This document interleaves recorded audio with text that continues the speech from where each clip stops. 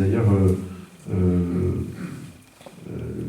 la réalité qui arrive chez les électeurs, chez nos concitoyens de l'Ouest, qui ont longtemps été préservés de cette difficulté liée à l'immigration et qui maintenant ils sont confrontés, et c'est probablement ce qui explique la confrontation avec la réalité, évidemment nos solutions et notre mouvement est en bien meilleure position qu'il a pu l'être dans les dernières années. Donc ça, plus combiné au travail militant, la réalité plus le travail militant, fait qu'un jour vous récolterez de belles victoires, à n'en pas douter, comme c'est le cas dans d'autres départements actuellement.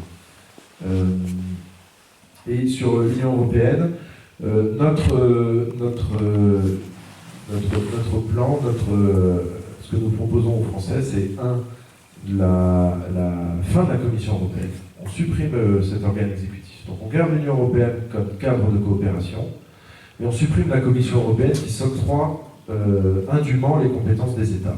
Et donc, pour coopérer au sein de l'Union européenne, on réunit les chefs d'État et de gouvernement, ça c'est le Conseil européen, où les ministres en charge de telle ou telle politique, ministre des Transports, ministre de l'Énergie, etc., par Conseil des ministres européens.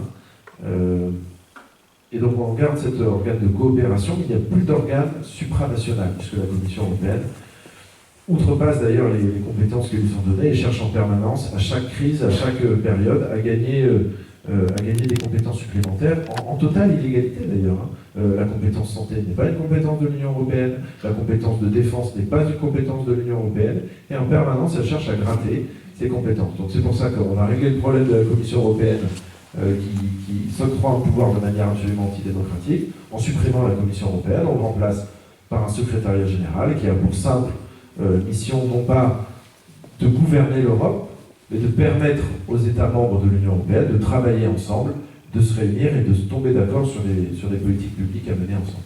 Voilà.